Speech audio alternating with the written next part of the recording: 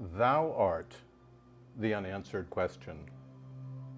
Could see thy proper eye, alway it asketh, and each answer is a lie. So take thy quest through nature, it through thousand natures ply. Ask on, thou clothed eternity. Time is the false reply.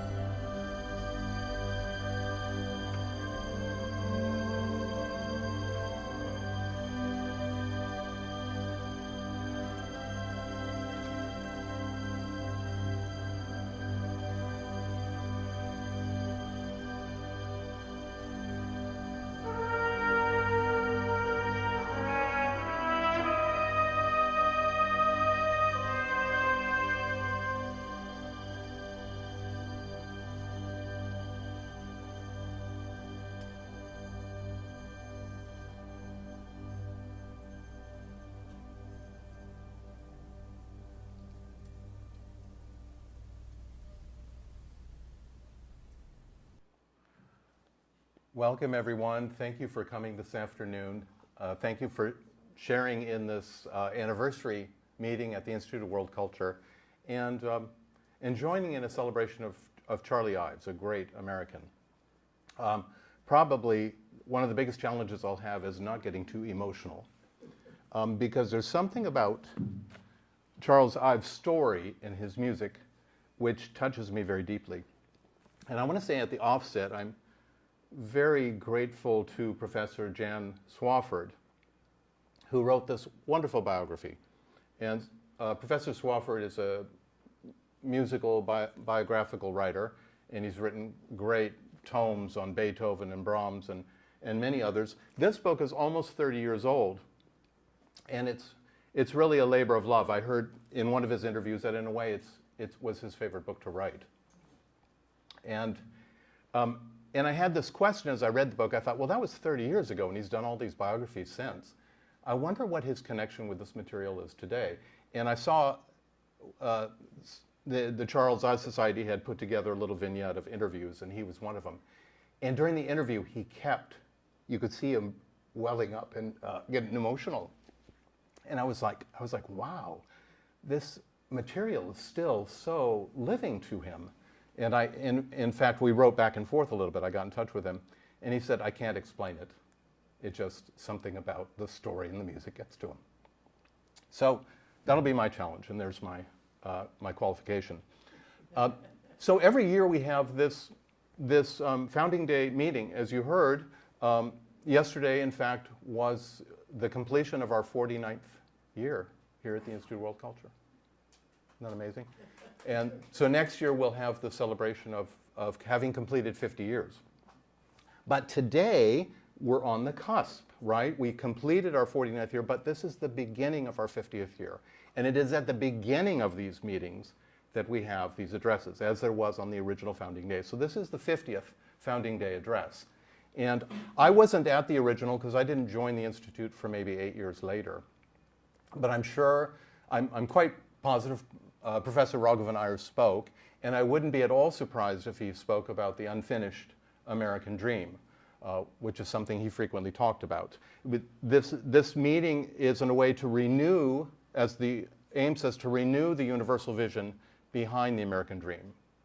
Because all real vision and all real ideals need renewal, right? It isn't that we get them once and then that's it and we go on to something else. We have to bring our minds again and again back to them and bring our feet and hands to our ideals so that we can put them into action.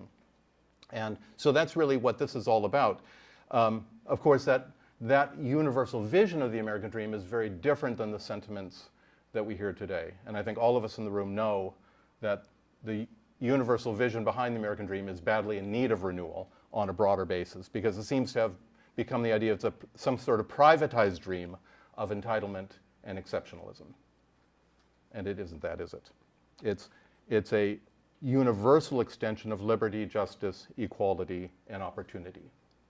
A true re publique, where the wealth is in the commonwealth, the wealth is in the people. And it's not, however important material wealth is, and this is relevant to Charles Ives, however important material wealth is, it's not the true wealth. The true wealth is the resources that are in everyone. The society that doesn't cultivate everyone and draw out what is in their talents and their abilities and their visions is a society that's the poor, because it's not developing what it truly has. So that's what we're about today. And Charles Ives is a huge subject, and he was very prolific.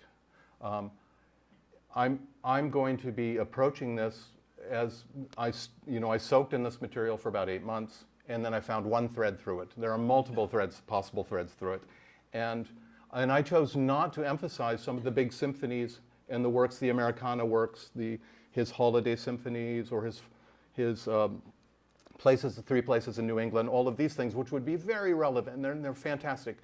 But instead, I'm trying to draw this thread about the unanswered question.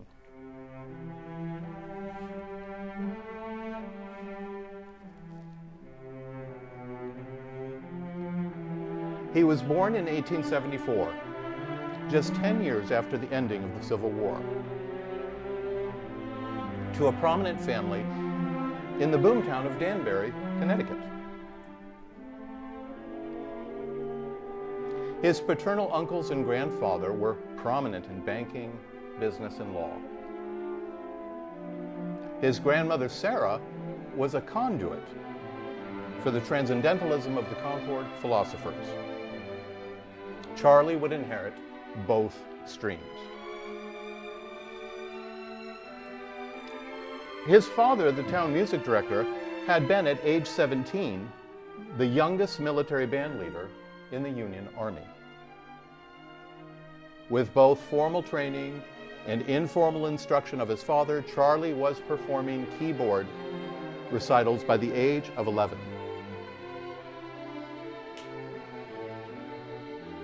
And he became the youngest professional organist in the state of Connecticut at the age of 14. He attended Yale University and studied with Horatio Parker, the foremost composition teacher in the nation at the time. His college career was consumed by sports, socializing, organ-playing jobs, and composition. The pace of his mercurial activities earned him the nickname Dasher. He completed a magnificent 40-minute symphony by the time he graduated.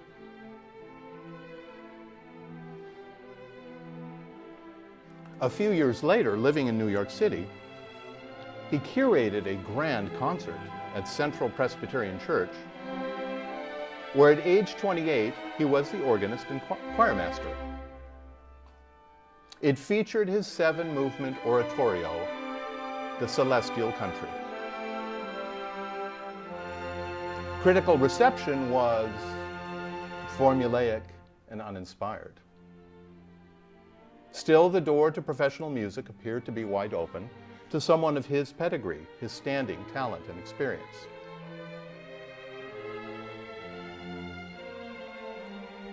And then 2 weeks later, Charles Ives quit professional music forever. He resigned his church jobs. He went into life insurance and was enormously successful, earning millions as would be calculated today. He married the idealistic and beautiful Harmony Twitchell, daughter of Reverend Joseph Twitchell, Mark Twain's best friend. Still, he remained a prolific closeted composer, with music completely occupying the margins of his life and his vacations. Unheard symphonies, orchestral sets, choral music, chamber music, and over 100 songs. The gifted young man who had mastered classical and romantic forms and orchestration was compelled to move music in a new direction.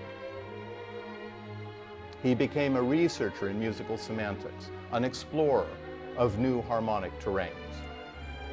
The few who heard his music, or that part of it that he truly cared about, tended to answer with indifference or even hostility, like the twittering woodwinds in his symphonic poem, which we just heard, The Unanswered Question.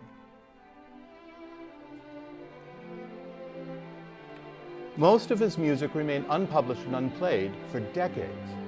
His Symphony No. 2 premiered in 1951 by Leonard Bernstein and the New York Philharmonic, 50 years after it had been composed by a young man in his mid-20s. The first complete performance of Symphony No. 4, his largest and grandest work, was even later, 11 years after his death. Like Walt Whitman 50 years before him, he identified with common people. And he drew from the vernacular, patriotic songs, folk songs, church hymns, barn dances, band marches, and ragtime. Like Whitman, too, paradoxically, his art was meaningless to the common people who inspired it, but eventually welcomed by radicals, mystics, intellectuals, and, ironically, foreigners. His music can be wistful, monumental, riotous and uncouth, homely and hilarious. He has a genius for inspiring nostalgia, and he treasured and intimated the lost and often mythical wholesomeness of small-town America at a time of industrial upheaval. He was deeply committed to the proposal for a League of Nations after he had watched the technology bend toward the destruction that erupted in World War I. Critical of the ineffectiveness of party politics, he advocated for electoral reform and direct democracy. He was quietly philanthropic, giving direct aid to those in need and supporting other marginalized composers. Although they had no natural children, Charlie and Harmony adopted the sickly daughter of a destitute widow, Edith, shown here with her father. He was a rare artist who had money. And money meant that his art was liberated from the disease to please, the sycophancy of salesmanship. But that open road was often a lonely road. It wasn't until 1939 that his name finally gained some traction in the music world. The work that opened a trickle of recognition was a piano sonata inspired and named for the Concord Transcendentalists. Through all of this, we trace a composer at the edge of a continental shift, an artist choosing integrity over image, a lonely experimenter in the laboratory of imagination, answering an inner impulse, and a dreamer who believed in the spiritual power of music to aid the evolution of humanity. Trust thyself was Emerson's dictum.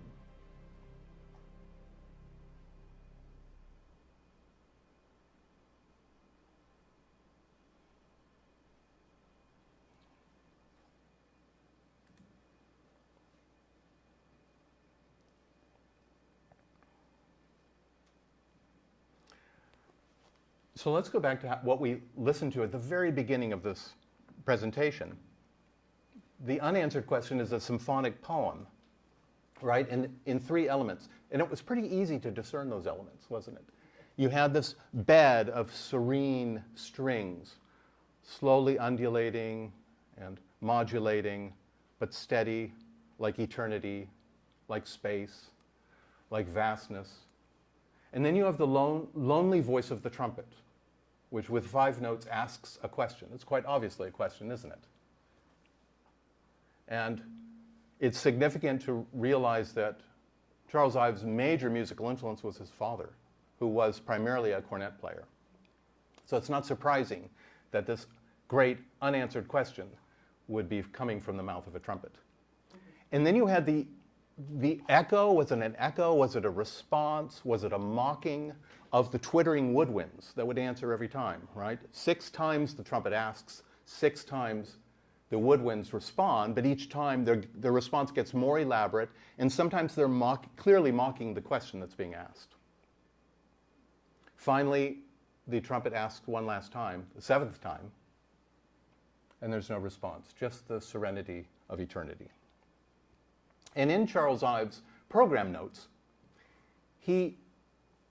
because he wrote program music. What's program music? Program music is when music is about something, when it's about a person or about an event or about the serenity of the forest, or La Mer of Debussy, or the rodeo symphony of Copland. That's program music. And this is Charles Ives wrote mostly program music. He had deep philosophical questions about the materialization of music as it's related to specifics in life and form.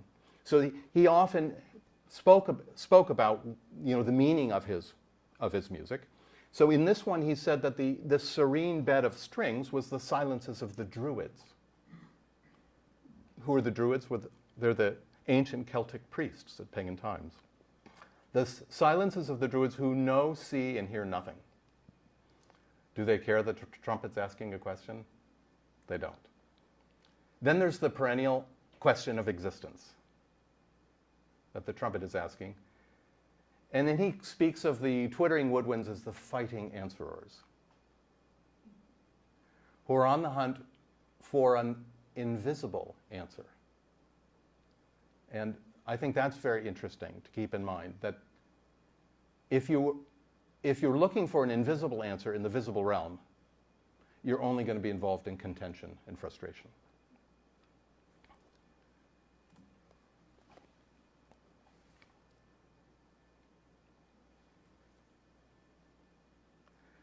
So, but there's much that is unanswered in the life of Charles Ives and in his own thought.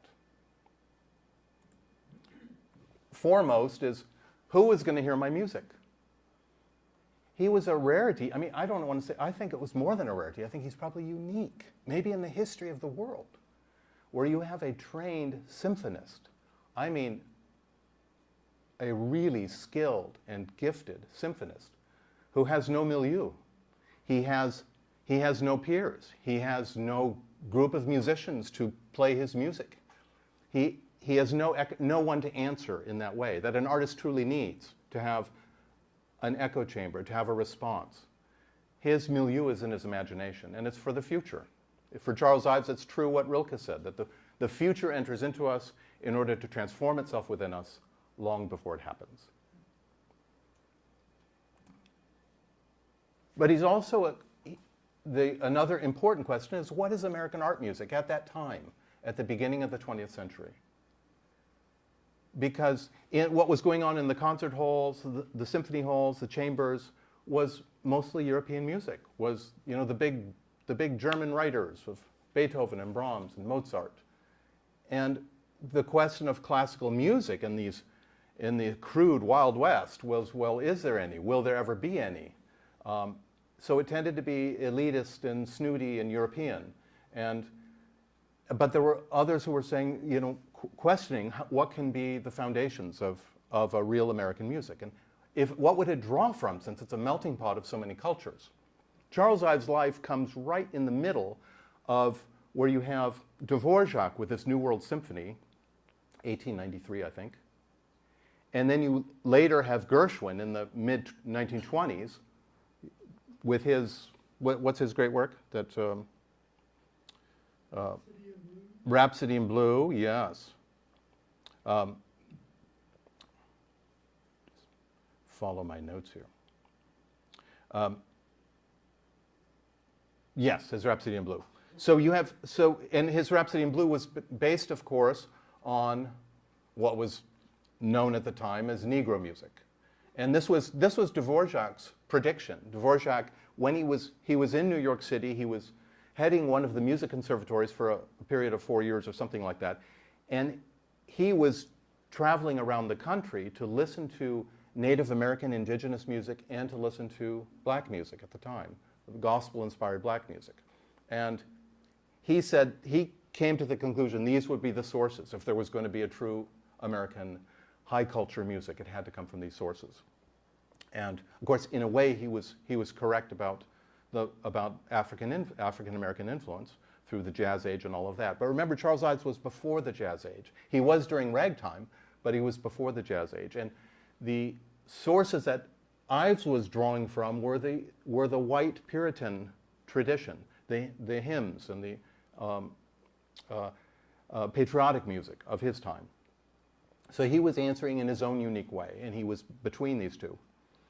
Of course, one of the questions, of course, he's asking is, what does it mean to be an American?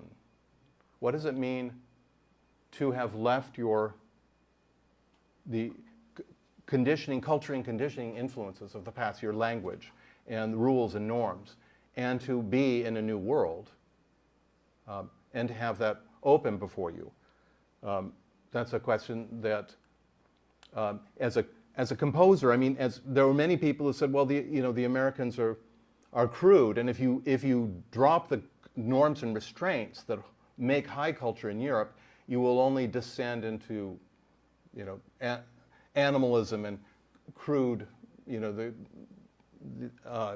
U.S. known for a realm of con men, the world of P.T. Barnum and of casino capitalism and exploitation of all kinds. And in some ways, for Charles Ives, this was the risk that people thought in terms of music. If he's going to leave traditional norms and rules of harmony and form, what does it turn into? And many people thought that what he was doing was too wild and was too had no sense to it, had no musical semantics to it. And of course, he was also concerned very much with the unfinished American dream. Charles Ives, like many folks that we've considered at this annual meeting, had a deep commitment to universal fellowship and universal brotherhood.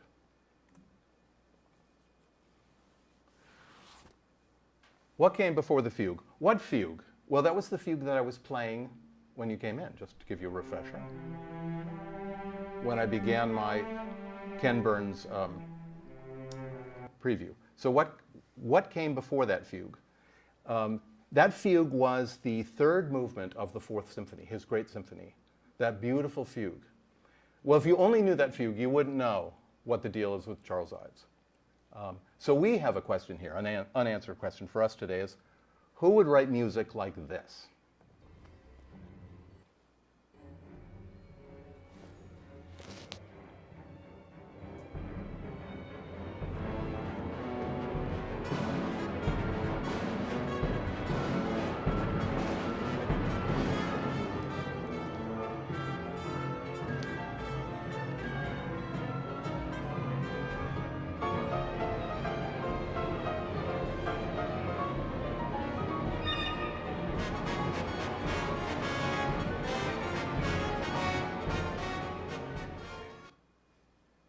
Makes you want to hear more, doesn't it? So that's the second movement of the Fourth Symphony, which is called Comedy, is actually based on Hawthorne's story of the Celestial Railroad. But we'll get into that. If we want to know why he would write music like that, we got to go back to Danbury. Danbury, Connecticut, where he was born, there it is.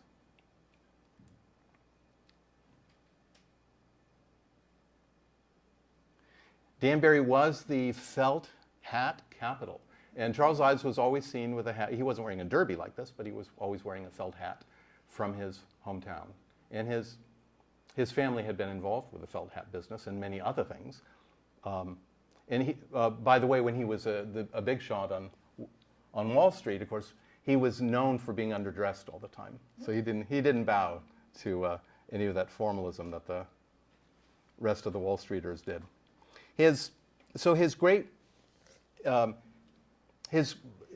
grandfather here, this is his paternal grandfather and grandmother, George White Ives and Sarah Hotchkiss Wilcox Ives. And George was a major shaker and mover in the life of Danbury. He had founded the city cemetery and the bank. He had, with a group of others, secured a charter for a railroad coming into Danbury at the time. And that really helped the hat business. I mean, when Charles was just around 12 years old, there was already 30 factories going on in Danbury at the time, and over 5 million hats a year were sent. Sarah Wilcox had been a militant abolitionist, and she was also the founder of an orphanage in town. She was the ardent Emersonian, and her son, Charles Ives' Uncle Joe, took that from his mother as well. And Uncle Joe Ives had spent time in Concord with Emerson and James Russell Lowell, and when they traveled, they came and they stayed at the Ives house. His father was gifted with perfect pitch. George Ives was called in his obituary the moving and controlling spirit of music in Danbury. He had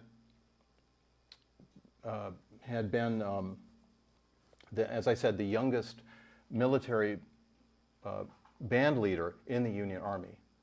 And apparently one of General Grant's, there was a family story, one of General Grant's pages overheard a conversation when Grant was with Lincoln. And George Ives' band was playing nearby, and Lincoln looked at Grant and said, "That's a good band." And Grant said, "So they tell me, but I only know 2 tunes. One of them is Yankee Doodle, and the other's not."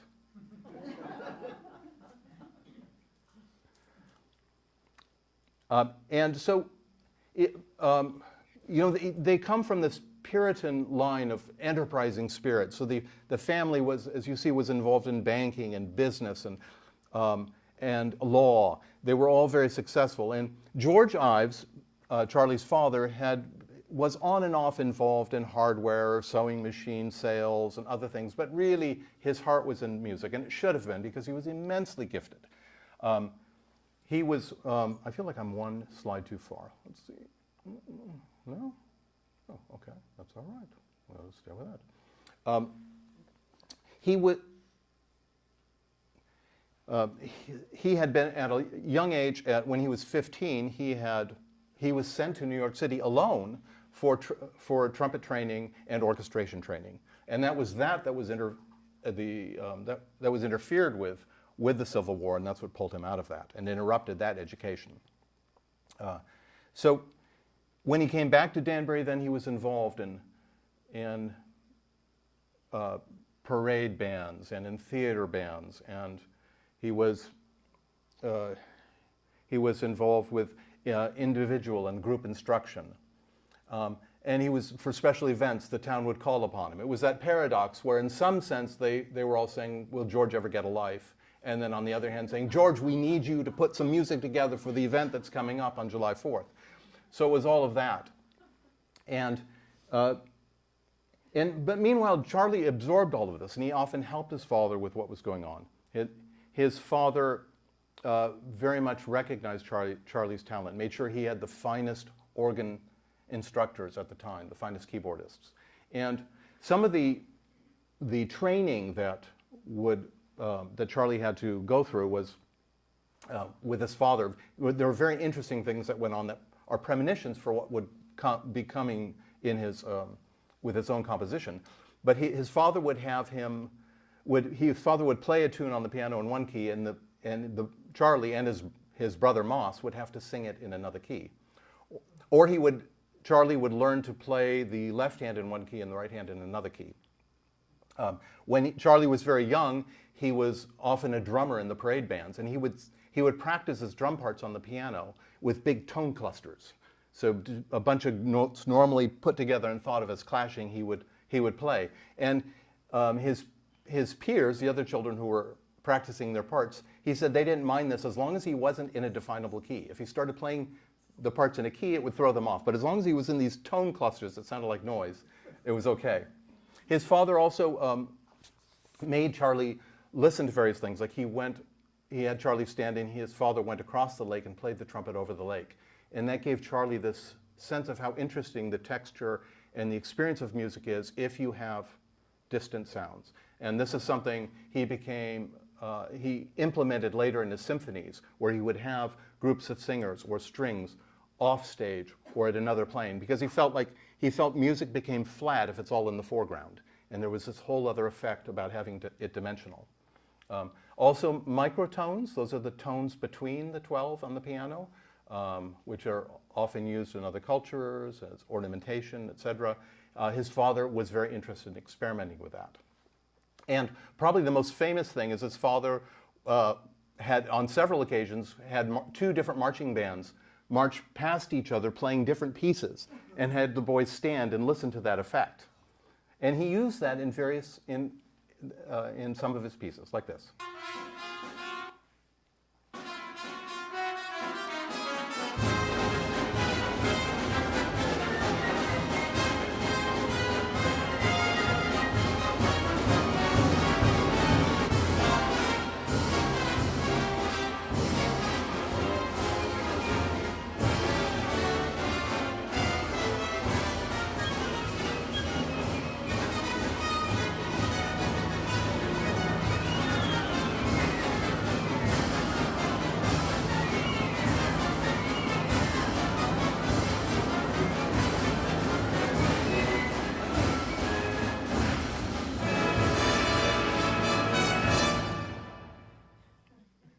Now that's not a bunch of musicians who don't know where they are on the page.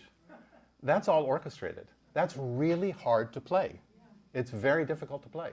And this is one of the things about him, one of the reasons why he wasn't received. His musicality was so high that it was very hard to find musicians to share what he was doing with, who could play it well. Sometimes he would bring out violin sonata, and he would play the piano part with some leading violinist from who plays with the symphony, and they would toss it aside and say, "Oh, nobody can play this. This is noise. This is nonsense." So he was really ahead of his time, and I think he underestimated the musicality of other people because he was so gifted.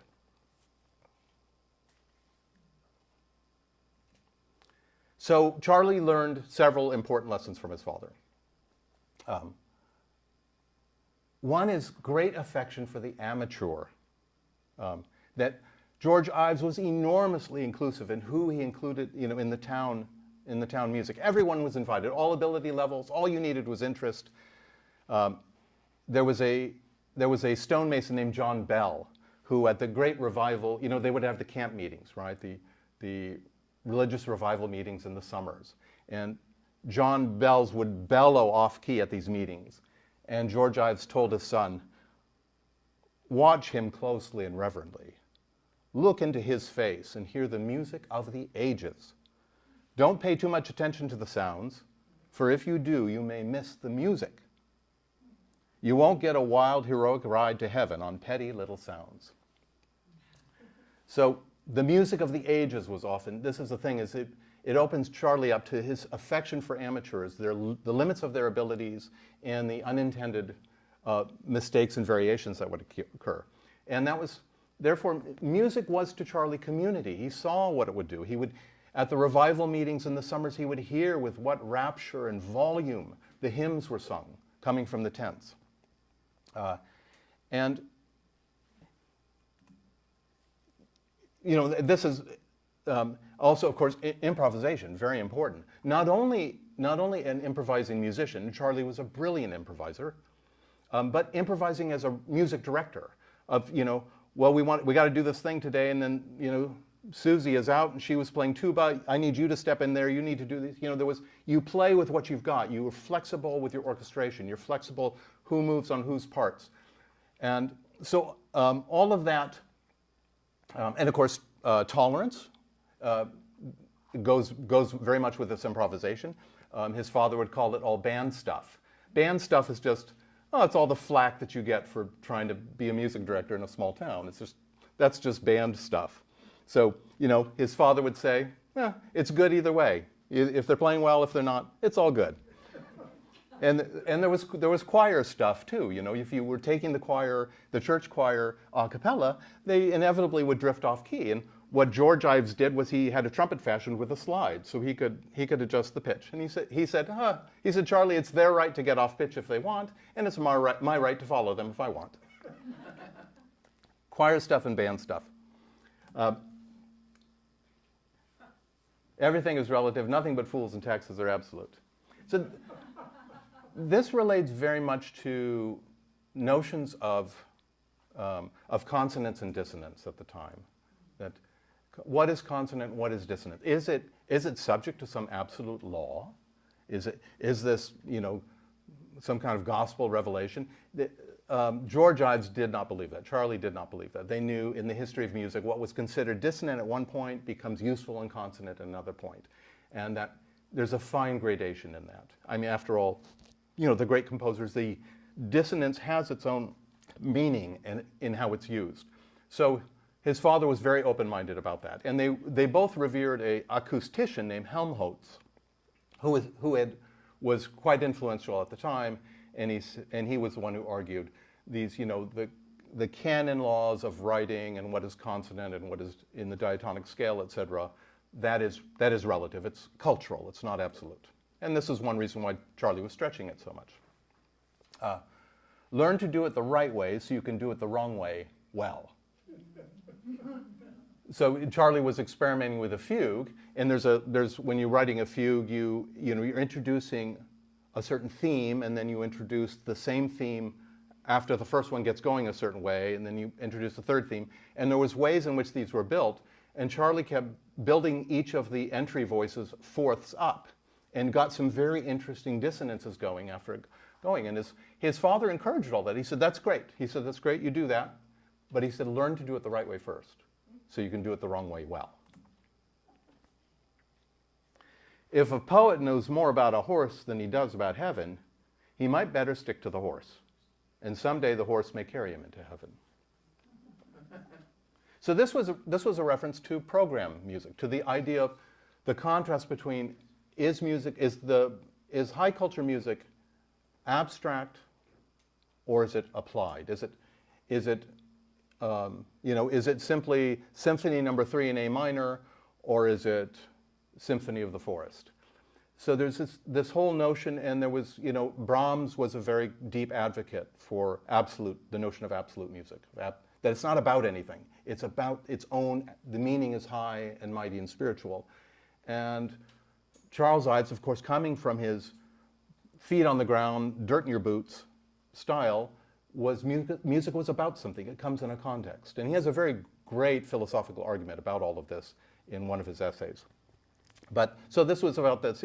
Write about the horse. Write about the horse, if that's what you know.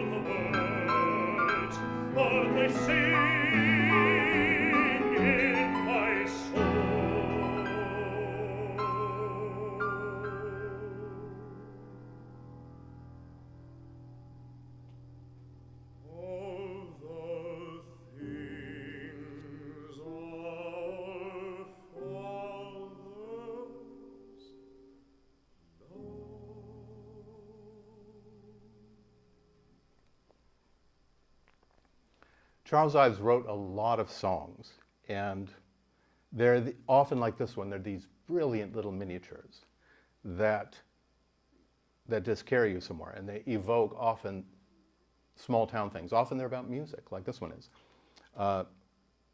And often the piano accompaniment is actually absolutely fascinating. Some of the singers that he tried to sing his songs did not find enough support from the piano. He assumed they could carry it without that. So the piano was often doing really interesting things. You'll hear some more wild ones as we go. So as a teenager, Charles was studying organ, as we said. He was actually practicing organ 4 hours a day. As we said, he was the youngest professional organist at age 14 in Connecticut. He was very much playing sports. He was often the team captain. He was the team pitcher. He was writing and arranging and performing with his father. He was supporting his father's band work in town. He was a stalwart. He could be thrown in anywhere to help. And this brings up an issue of his ambivalence about music, because he didn't really talk to his peers about his involvement with music. And there was this whole question about music being looked at as something sissy, as something effeminate, probably because often the musical directors were matrons of the town and all of this, and he was very much if somebody was to ask him, "Oh, I hear you're in music. What do you play?" He would answer, "Shortstop." So it was this tension that you see this ultimately resulting in when he decided at age 28 to drop out of professional music altogether. You can carry a thread here. And he was, as a church organist, he was required to, in long stretches of the service at times, to play a hymn and improvise on it.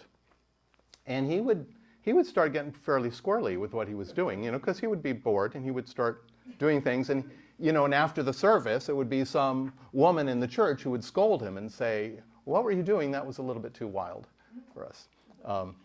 But apparently there's a story about his future wife who had liked to come to Center Church to hear him play organ with her friend. And we're aware of his adventurous spirit at the time. Let's go back here. So here's an example of what he was composing at the time. He would often compose marches for parade music. He was forever in his life a band man, he would say. He was, in his imagination, he always reached to band music. He always heard things orchestrated in terms of wind and brass. Whoops, did we get it?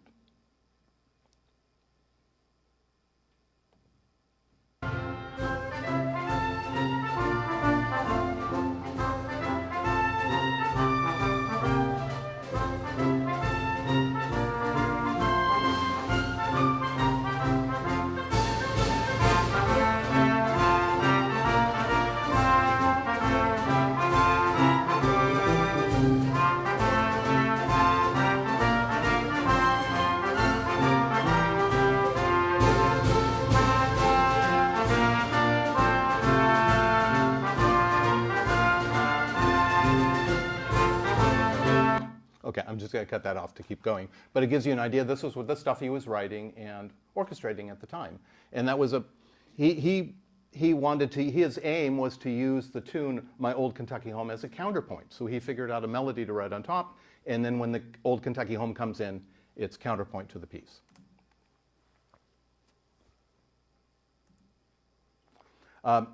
He wrote at age 13 a piece called Holiday Quickstep.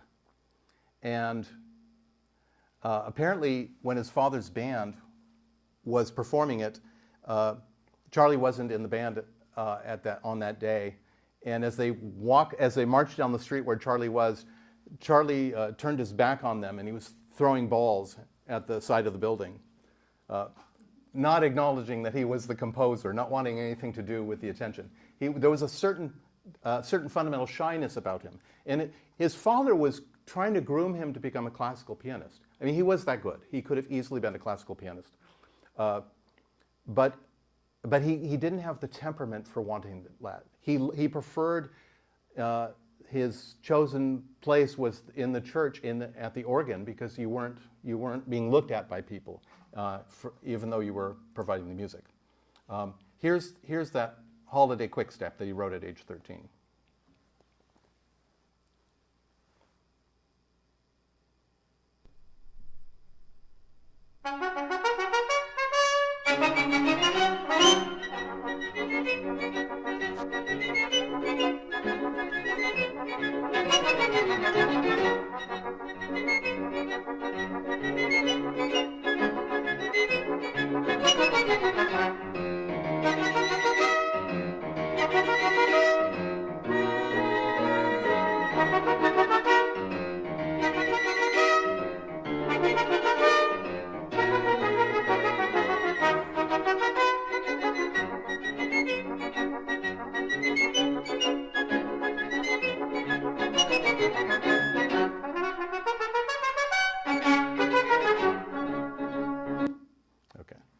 Gives you a taste of where there's some talent, and it was just, this is just stuff he did. This was expected. His father didn't make a big deal out of it. Write something, right? He at age 17 he wrote a piece that is very popular even today. It's played on holidays. It's played by the Marine Band. It's his Variations on America. But at the time he composed it for organ, and I don't think I'll play very much of it, but it gets into, some of the variations become quite virtuosic. But let me let you hear a little of it. And one of the things to notice is, notice that at the beginning, it sort of sounds like My Country 'Tis of Thee, but it doesn't quite. And it's not until sort of the third iteration that he brings it in.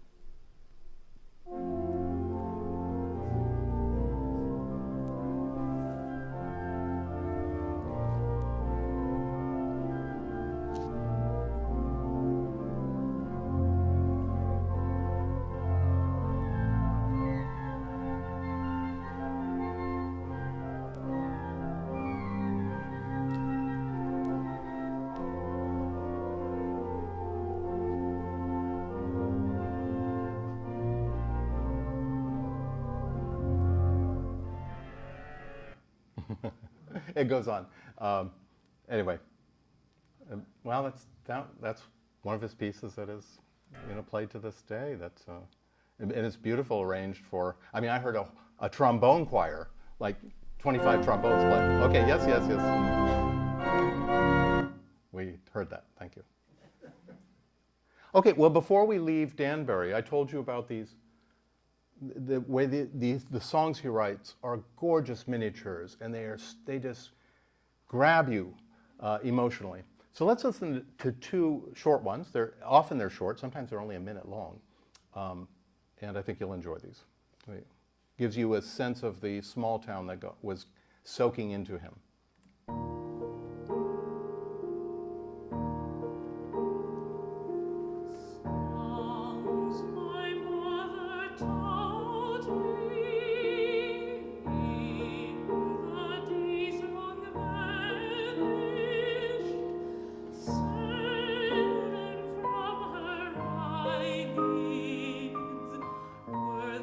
Teardrops vanished.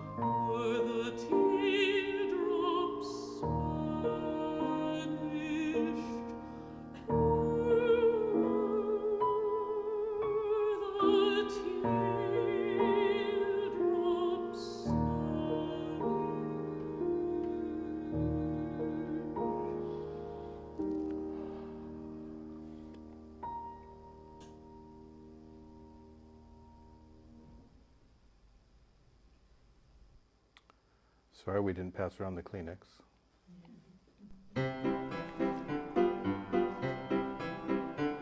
We're sitting in the opera house, the opera house, the opera house. We're waiting for the curtain to arise with wonders for our eyes. We're feeling pretty gay, and rummy may. Oh, Jimmy, look, I say, the band is tuning up, and soon we'll start to play. We whistle and we hum, beat time with the drum. We whistle and we hum, beat time with the drum. We're sitting in the opera house, the opera house, the opera house. We're waiting for the curtain to arise with wonders for our eyes. A feeling of expectancy, a certain kind of ecstasy. Expectancy and ecstasy, expectancy and ecstasy. Kite!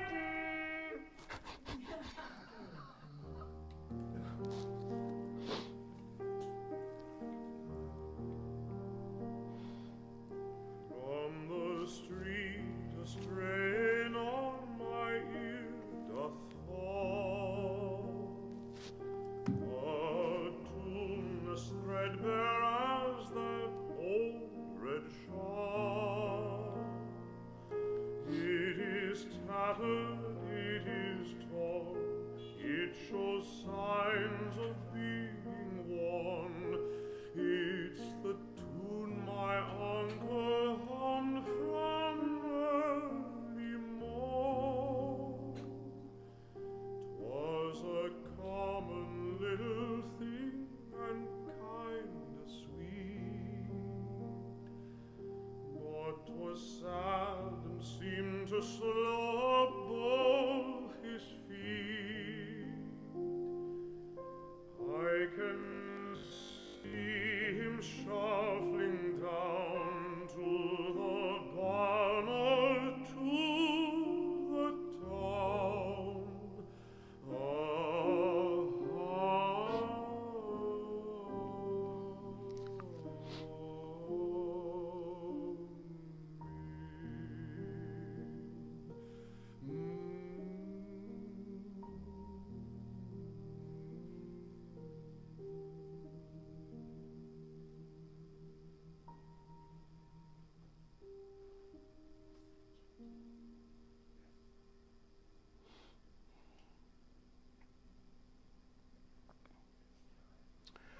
Charles went to Yale, like many of the men in his family had gone.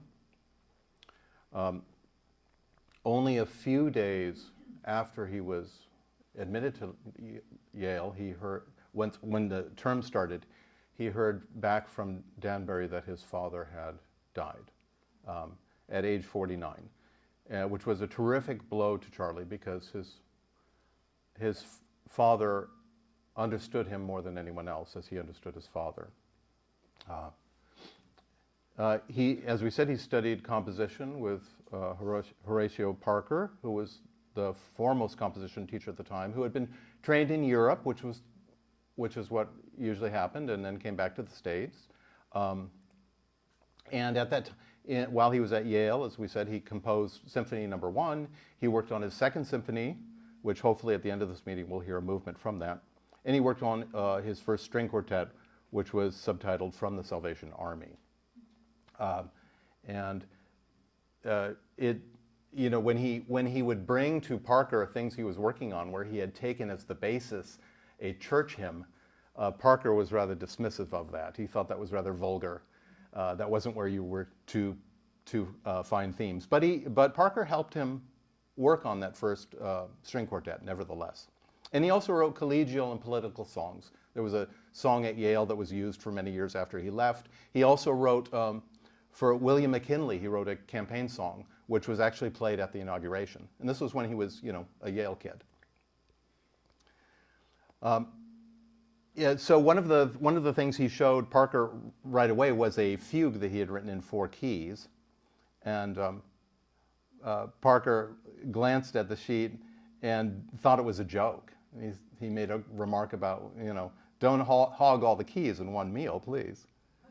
This gives you an idea of what it sounds like. You can hear the voices enter, and then you hear the very interesting dissonances that begin to result.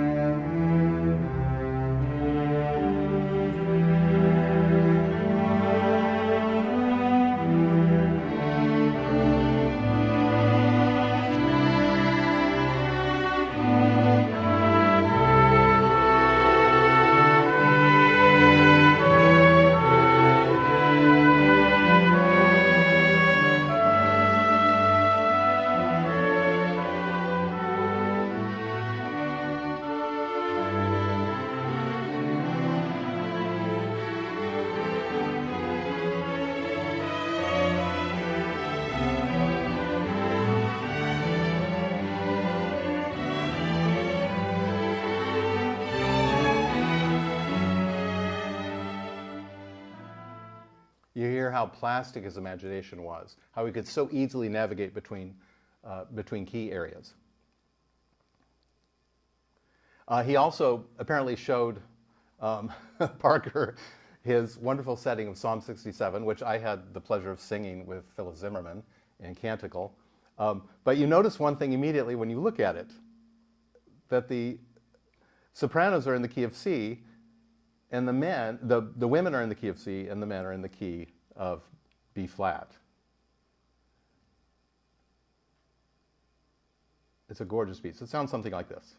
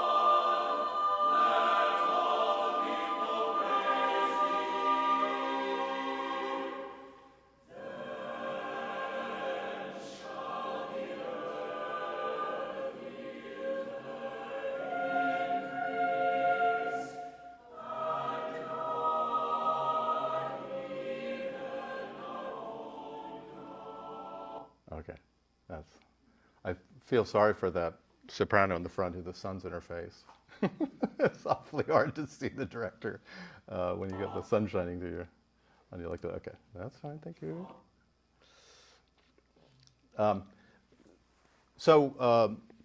Like we said, by the time he left Yale, really his main project was his Symphony No. 1. And just to give you a sense of his control, it's really, I mean, it was under Parker's tutelage, and it could have been written by, European. But just to give you just a sense, here's some scraps. This is in the wrong spirit, but give you a sense of what some of this sounds like.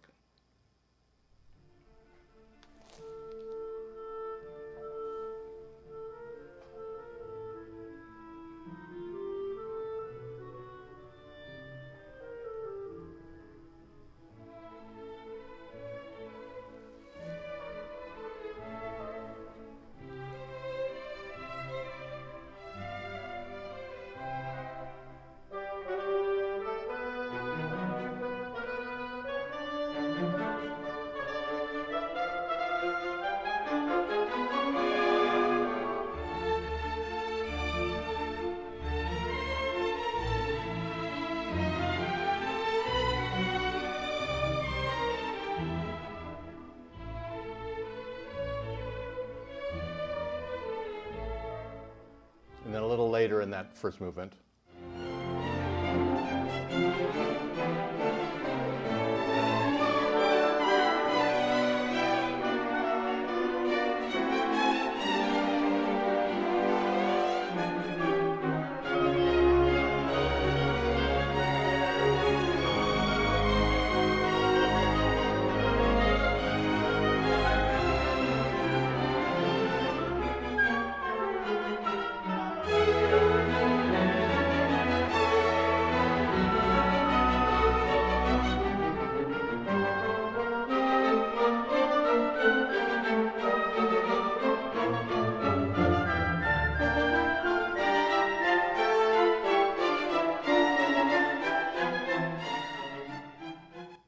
So it gives you an idea. You see the mastery of orchestration, of voice, having different voices come in, of different rhythms, of a very high level of accomplishment, which is what makes his story so unusual, is that you would have somebody with that kind of training who would walk away from it.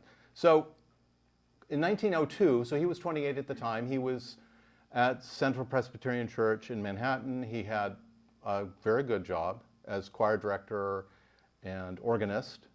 And he, okay, not yet. And so he had this concert where it featured his oratorio, The Celestial Country. And this gives you a sense of what that is. This is sort of my favorite moment in the oratorio.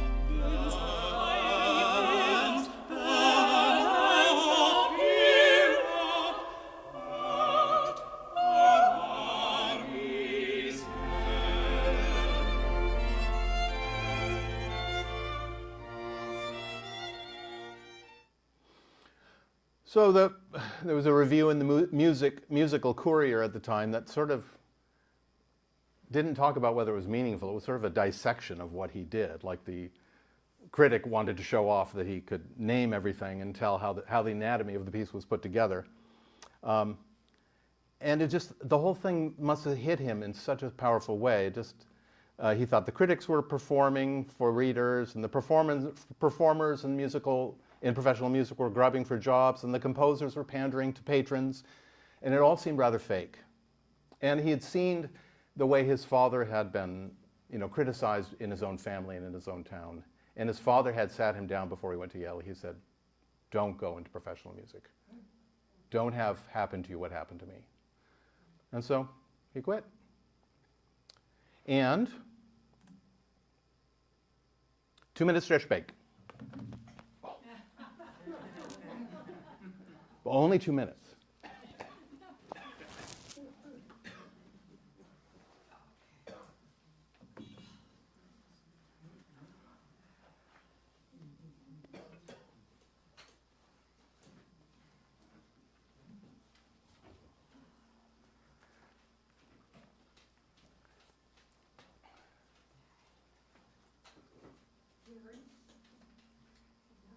Hi, Janet.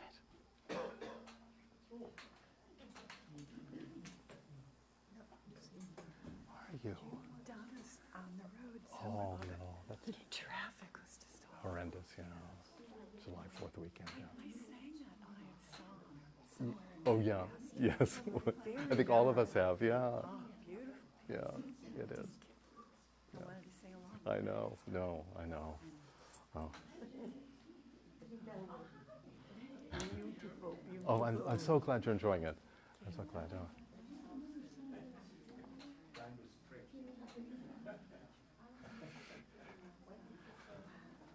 Okay, back at it.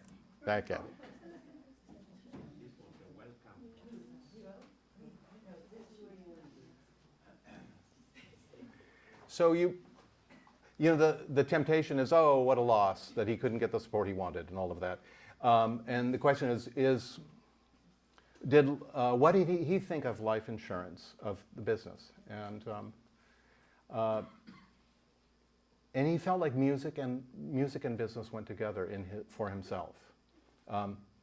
He was a great innovator in the life insurance business. Some of his, and we'll get into that, he came at just the right time where there were changes in the economy, and that just made what he did very successful. He wrote, the idea that made my business success possible was called not only visionary in a derisive way, but that it would ruin us within a year. I assumed that the law of averages was divine, and that most men were honest and most men were intelligent. And what is he referring to there? Well, he's referring to, he began the practice of hiring free agents. And the other insurance brokers would not do that. They felt like they were going to be taken advantage of. He felt there was a kind of a pusillanimity, not a magnanimity, a smallness of mind and heart that was mistrustful and was, niggardly in parsing out business opportunities. And so he had a free-hand approach. He really believed in the human heart. And so he also developed standardized pitches for different prospects. He established training and classes for agents, something like it had never happened. But the main thing was he was transforming what was thought of as peddling life insurance into this whole notion of estate planning. But it's not peddling, it's programming. You see a person's needs and you offer them. You point out to the man of the house, which it was at the time, that he has a certain responsibility to his family, and he thought it could be all scientific. I mean, he was a big believer at that time, before World War I, sort of shattered that, in material progress and technology, and thought, well, you could be scientific about life insurance. You could analyze a person's income, their assets, and everything else, and come up with a formula that would tell them exactly how much insurance to have. So this is what he trained a bunch of people to do, and it was enormously successful. And he wrote a pamphlet about that called The Amount to Carry, which for decades was reprinted and was general in the industry nationwide.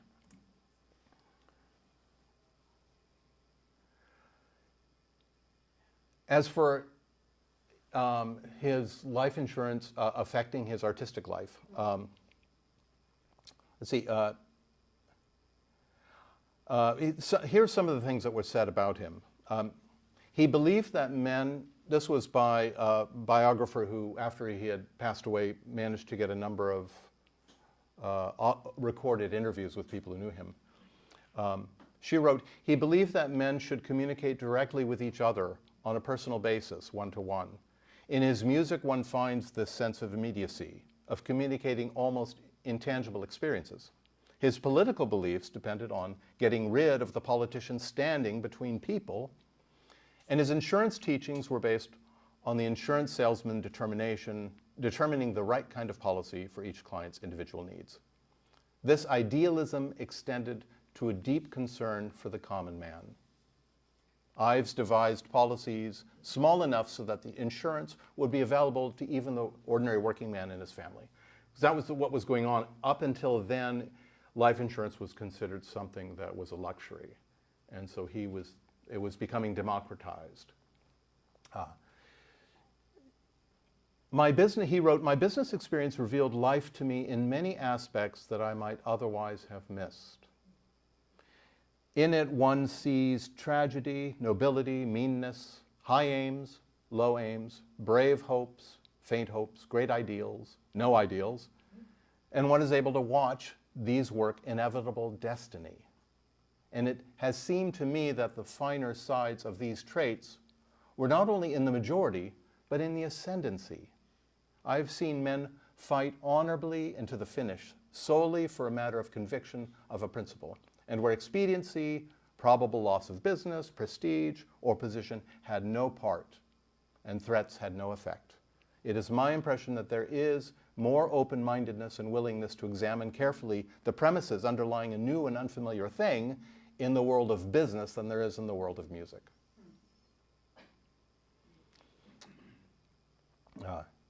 He wrote, "It is not even uncommon in business intercourse to sense a reflection of philosophy, akin to a strong sense of beauty in art. To assume that business is a material process, and only that, is to undervalue the average mind and heart. To an insurance man, there is an average man, and he is humanity." I've experienced a great fullness of life in business. The fabric of existence weaves itself whole.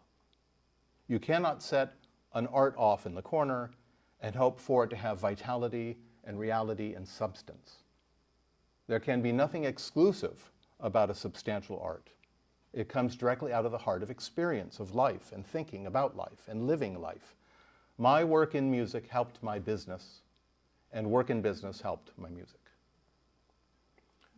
Rather encouraging and idealistic note, isn't it? That people on the outside wondering,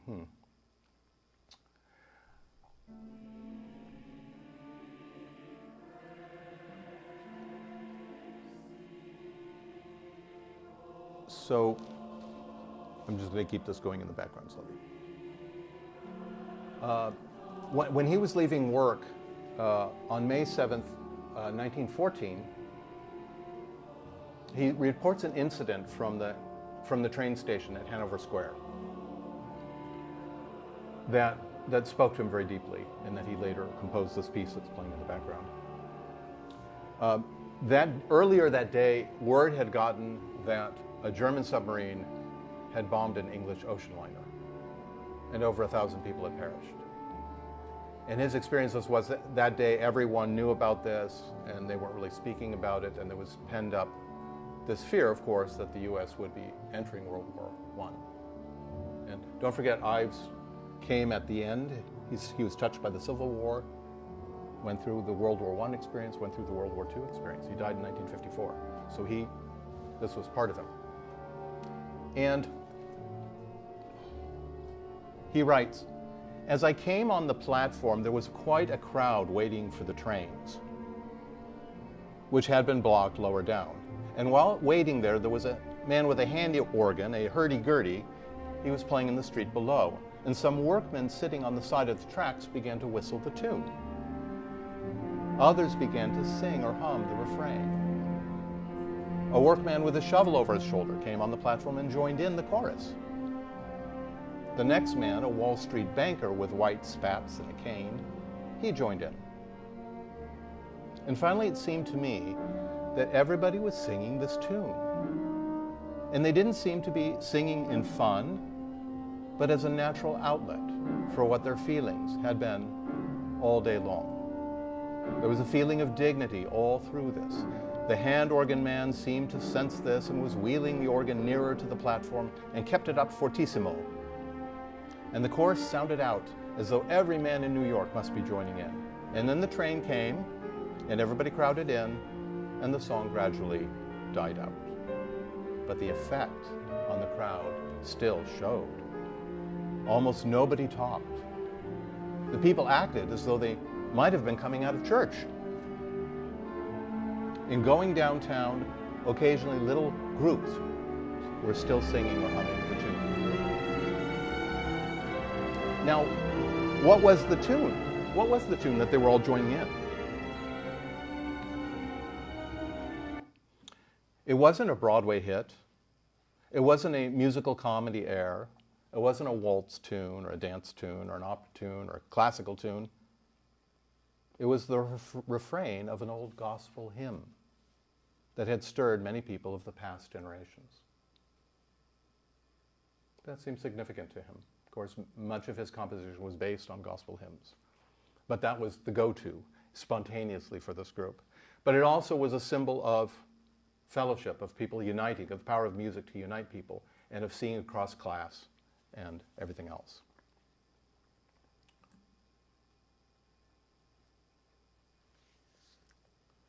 So here's a kind of a modern setting. This gives you a sense of his modern pieces. He wrote the text here, and you can see the sentiments for fellowship and brotherhood and for the dignity of the common man.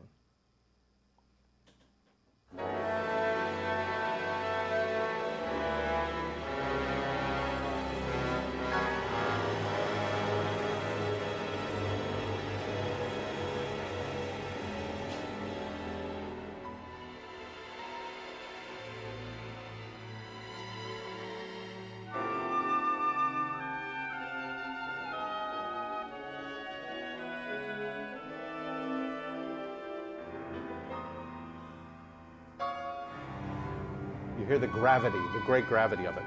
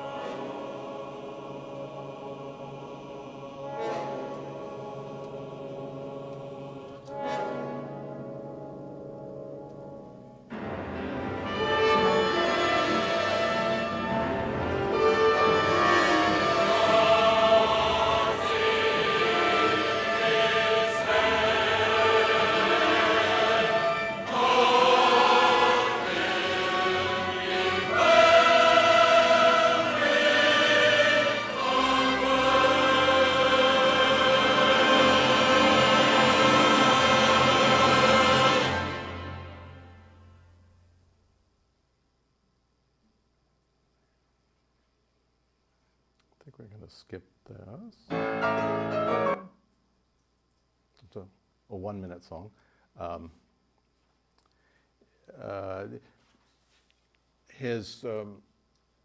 was going to talk a little bit about his hesitancy about progress, and there was a short story of Hawthorne's, which he liked very much, called The Celestial Railroad. And in the story, Hawthorne retells a Pilgrim's Progress, John Bunyan's great religious analog about spiritual pilgrimage, but he puts it in modern times, and so there are you don't have to just you don't have to do this pilgrimage on foot. Technology will help you. You can get on the train. And Hawthorne was also critical of the spirituality of the Transcendentalists and thought that it was sort of easy self-approval. and Hawthorne had his streak of original sin, I think, in him. So this entered in. This not only was the central theme in his great Fourth Symphony, the comedy section, and you find this. There'll be these quiet periods where the voice of the pilgrims on foot, and then the train comes in and creates quite a ruckus. So he has this dialogue going on. But he used the same thing for the second movement of the Concord Sonata, which we started with Emerson. I mean, after all, the unanswered question is from that Emerson poem, which I read at the start. And the Piano Sonata Number 2, the Concord Sonata, is in 4 movements. And as I mentioned before, it was really the piece that brought the world of professional music, got him the attention that started things going. The central to the Concord Sonata is Beethoven's great theme, ba ba ba bum, from the Fifth Symphony. And even though that's kind of become a cliche for us now, Beethoven was important to the Concord philosophers and writers as representing a kind of muscular romanticism that was deeply humanistic. And so it appealed to Emerson and Bronson Alcott and Thoreau and all of that. The theme of Beethoven's is used throughout the Concord Sonata in all the different movements, and it's come to be called, I think Ives called it this, the human faith motif. And this is what he said about that. Because, usually bum bum bum bum is viewed as the knocking of fate. It has this. So he reinterprets it. There is an oracle at the beginning of the Fifth Symphony. In those 4 notes lies one of Beethoven's greatest messages. We would place it, that is, we, the writer, we would place its translation above the relentlessness of fate knocking at the door, and strive to bring it toward the spiritual message of Emerson's revelations, even to the common heart of Concord, the soul of humanity knocking at the door of the divine mysteries, radiant in the faith that it will be opened and that the human will become the divine. And notice how he translates Concord as common heart. We're in Concord Hall. Common heart.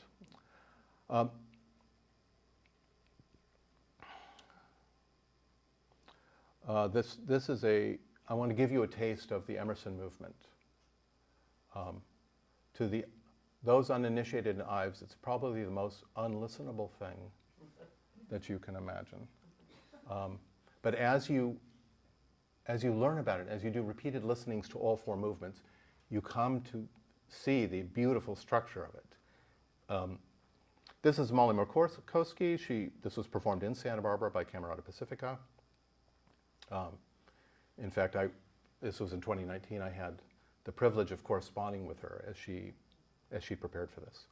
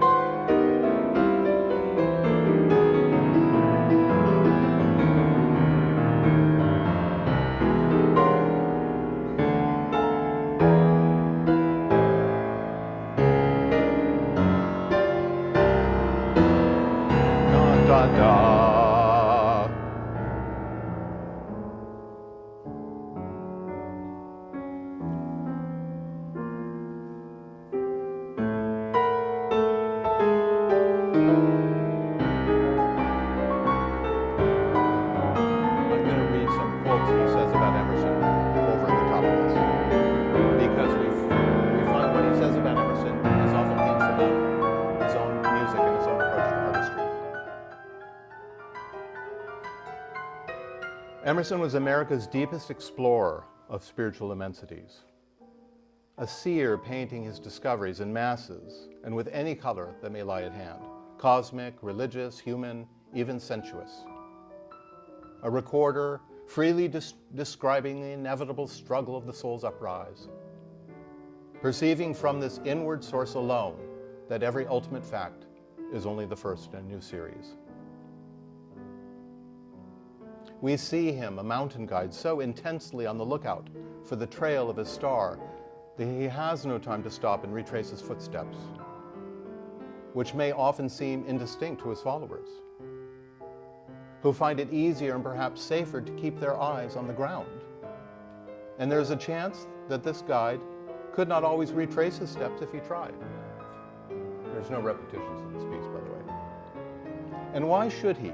He's on the road, conscious only that, though his star may lie within walking distance, he must reach it before his wagon can be hitched to it. A Prometheus illuminating a privilege of the gods, lighting a fuse that is laid towards man.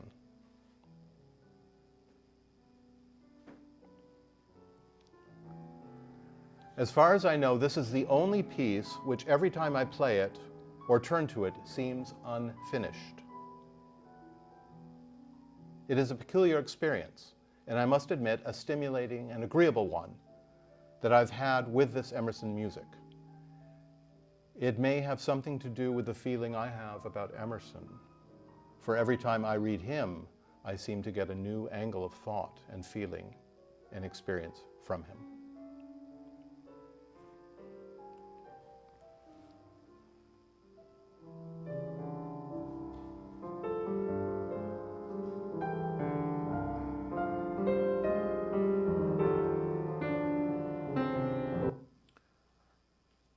I want you to hear, there's something that Ives does called cumulative form.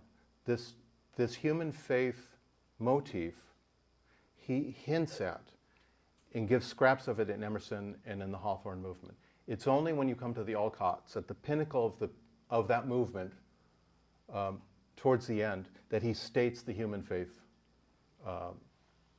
motif in its completion. And I want you to listen to the last part of the Alcotts movement here. Let's see if I can. Yes. It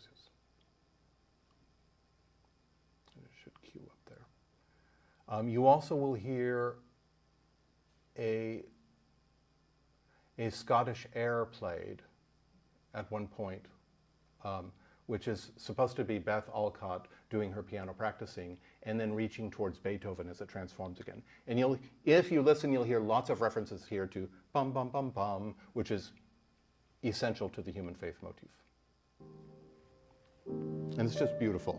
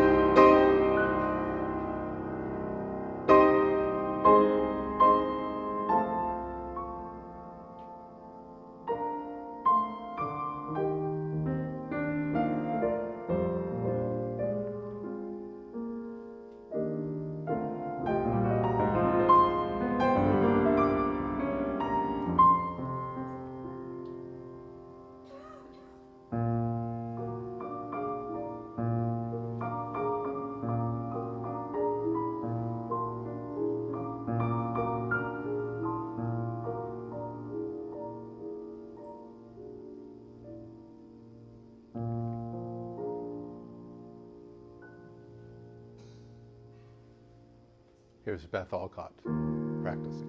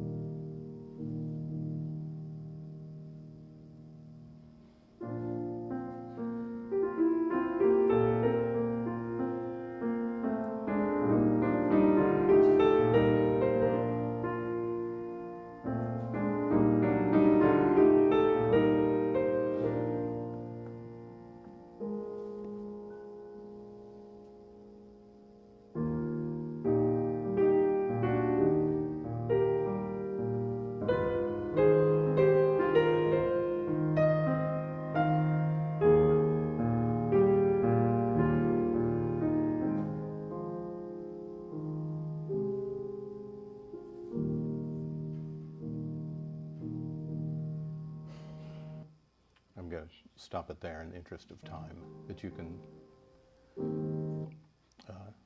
hear the beauty of that. Okay. The meeting would not be meaningful if we didn't invite Charlie in himself. This is a recording of Charles Ives at the piano in 1943, so it's during World War II. He's refashioned one of the songs he wrote for World War I, refashioned it for World War II, and he was in the recording studio of Mary Howard. And with all the spit and vinegar, so he was in his late 60s at this time, and you can hear his crankiness, and you can listen to the way he accompanies himself on the piano. It's just outrageous.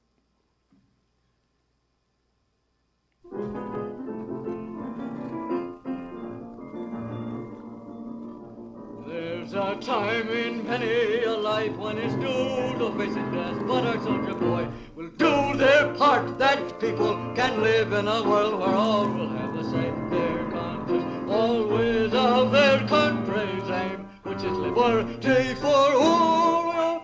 Hip hip hooray, you'll hear them say as they go to the fighting front. Brave boys are now in action. They are there, they will help to free the world. They are fighting for the right, but when it comes to might, they are there, they are there, they are there. The death deep as the Allies beat up all our hearts. The boys be there fighting hard, and then the world will shout the battle cry of freedom, chanting on a new campground. Chanting tonight, chanting on a new campground. For let's rally round the flag of the people's new free world, shouting the battle cry of freedom.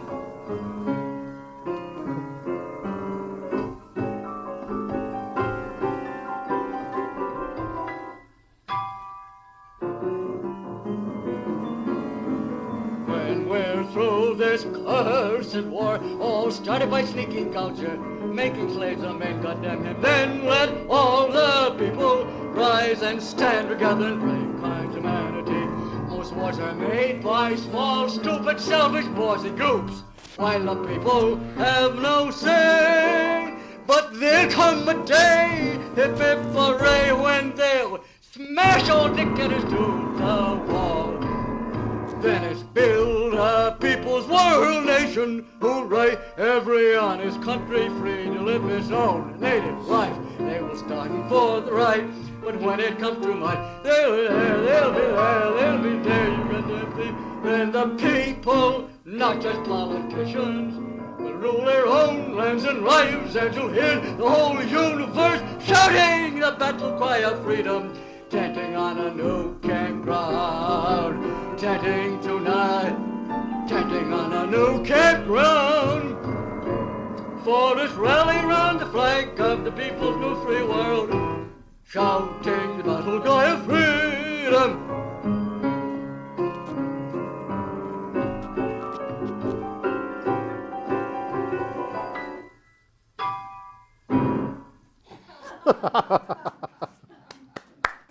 I think I'll stop there.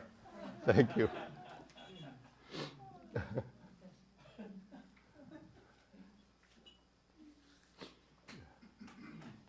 Robert,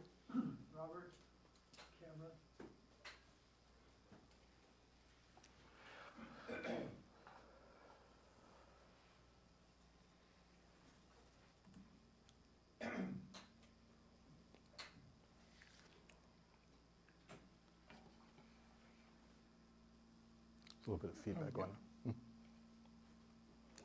Little feedback. Yeah. Okay. There's a little feedback going on. Isn't it?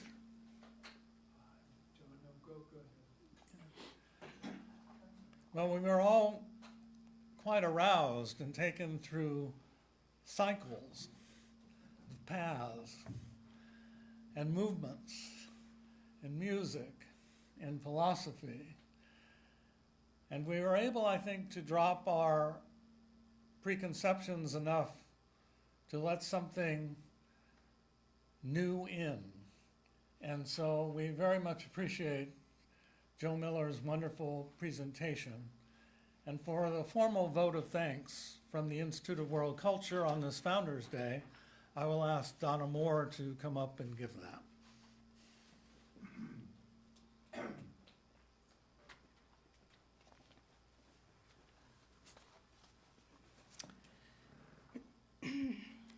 Well, I think we probably all feel the same way, and we're grateful to Maurice for giving the real vote of thanks.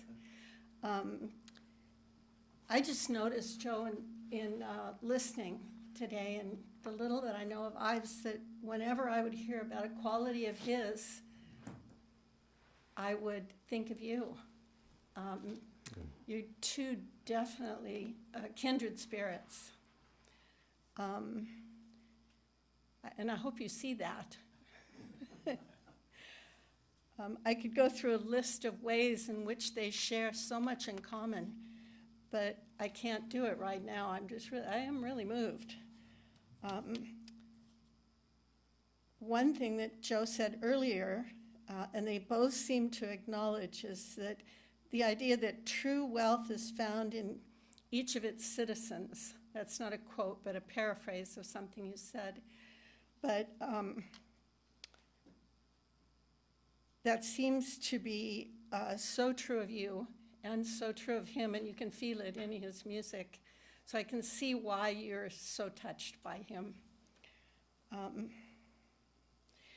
You both seem to have the ability to self-renew and also to open people to ideas. So I know that we're all very grateful to Joe today for this wonderful opportunity to learn what it might mean to hear things that you don't really, you're not really there yet, but you can open a little bit to it, and it's kind of exciting. And it just struck me that part of what I'm grateful for is that I expect that Joe will also find his own unanswered questions in the serenity of eternity. So give our appreciation to Joe. And also to our master technician over in the corner here, Russ Lewin, and our greeter, Carol Bemis, and everyone who participated in this, including Jerry and Jenny, who brought a cake to celebrate our founding anniversary. And we're all welcome. Before we go, though, I have to tell you, please come back in July. There'll be a series, as there usually is every summer, of 3 films. One is called The Silk Road on July 12th. Journey from China to Turkey. This is not Yo-Yo Ma's Silk Road, but it's like a documentary that takes us through all these various places along the Silk Road, communities and towns and how they are now and how they were back when the Silk Road was in operation. Second one is on July 19th. It's called Lion. It's a biographical film from Australia about an young Indian boy who finds himself parted from his brother, taken to Australia, and then returns as a young man to find his original family. And on July 26th, an Iranian film called Children of Heaven. So please join us then. And please stay for some cake. Birthday cake.